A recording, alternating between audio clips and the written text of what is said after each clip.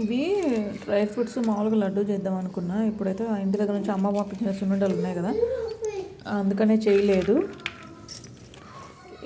లడ్డు చేసిన ఒక్కోసారి మా బావ తిన్నాడు, అందుకని చెప్పేసి ఇవన్నీ కూడా ఇట్లా బేసిక్గా అయితే నేను గీ వేసి ఫ్రై చేసి పెడతా. బట్ గీ నా దగ్గర లేదు ప్రజెంట్, చేసుకోవాలి.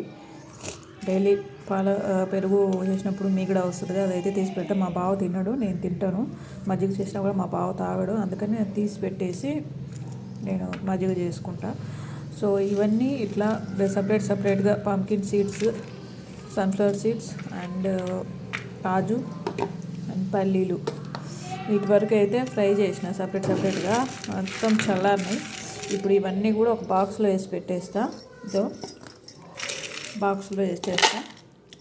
హ్యాపీగా స్పూన్ వేసి పెడతా. ఆఫ్టర్నూన్ లంచ్ వచ్చినప్పుడు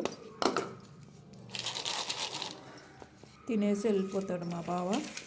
సో పిల్లలకు కూడా మంచిదే, అయితే ఎక్కువ పెట్టకూడదు, పిల్లలకైతే అరగదు, కొంచెమే పెట్టాలి.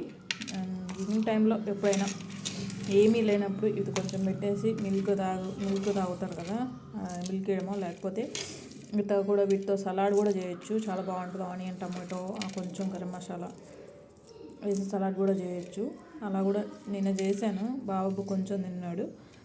ఏమీ లేనప్పుడు అలా కూడా చేసి పెట్టవచ్చు. ఎవరైనా ట్రై చేయాలనుకుంటే ట్రై చేయండి.